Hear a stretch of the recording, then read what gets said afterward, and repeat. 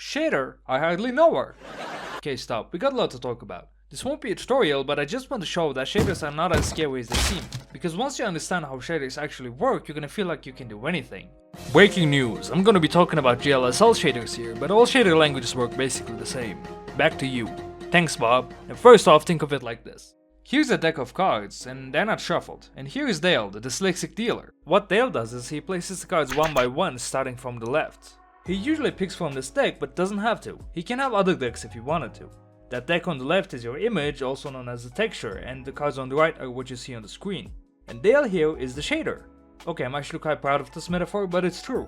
The shader places some pixels one by one onto the screen, usually from the texture. This is called the fragment shader. Why? I actually don't know. That doesn't seem to be an official answer. But it's likely due to how it deals with fractions of pixels, like fragments. And oh yes, we'll get to that.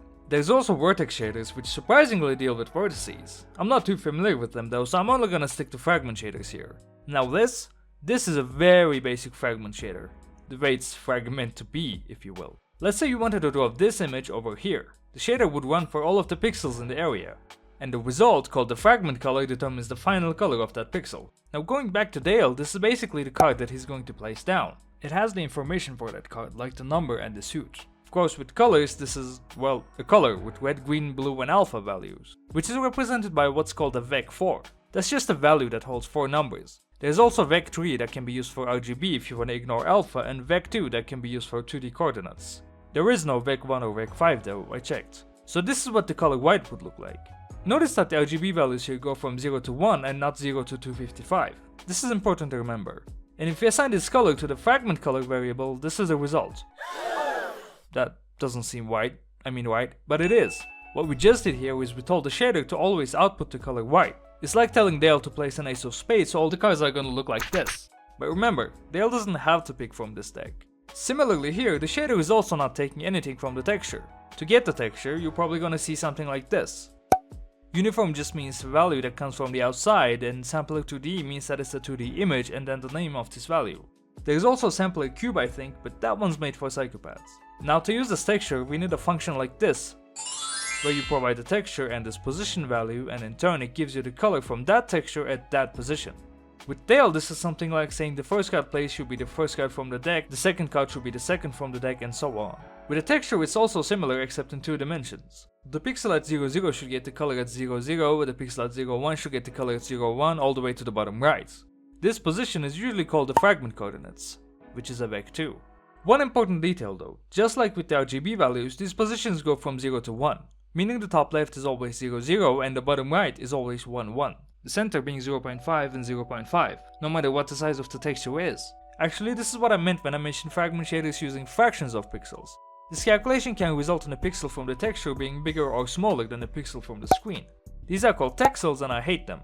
But okay, that's the basics. So the shader code runs for every affected pixel, this fragment color is the resulting color, and this function is what's used to get the color from this texture at this position. And at this point we can start having fun with this. Since this function simply gives us a color, we can actually multiply it with another color like this to get this result. Here the RGB values are being multiplied. Or we can just make a whole new color using the color we get from the texture. We can access each color's components by writing something like color.r, g or b, which gives us those values. Use this to create a new color where, for example, you give the color.g to red, color.b to green, and color.r to blue. You get this result where the RGB values are shifted. Or you can try giving one of the values like red to all of the components of the new color. We get a black and white effect. It's a bit more complicated than that, and yeah, I kinda like it. But that's the simple stuff. Here's what actually gave me the idea to make this video. I've been working on this game that I've been mentioning a lot recently, which I'm working quite hard on, so a wishlist would be cool. But that's not why. I wanted to create this effect where there would be a simple background pattern. And inside the circle, the pattern would be fine, but on the outside it would be distorted like this. And that is when I finally beat my fear of shaders, because there's no real way to do this without them. So here's the deal. I knew how to change the color, but now I needed to actually move the pixels around. Speaking of deals, let's go back to Dale. Remember how he places the cards in order? Like, place the first card on the first position and so on? Well, instead of that, we tell him to place the next card in the first position, so like, place the first plus 1. This would shift the cards by 1. And back in the shader, just like how we changed the color, we can also change the position value. Or create a new position entirely, which is also a vec2, and use that as our coordinates. This here means that we are just copying the original coordinates, but if we add 0.5 to x, you can see it gets shifted, just like the cards. Because when X is 0, for example, like the top left, instead of picking the color from there, it picks the color from the middle since it's at 0.5 and that is the center. There's a lot you can do with this, and I suggest you look at some examples on the Shader Toy website. But now, here's where it all comes together. What I needed to do was to use what's called a distortion texture, which determines how and where these coordinates are going to be pushed. Think of it like you have your base texture and then you put the second texture over it, and for example, the redness determines how much it's going to be pushed to the right.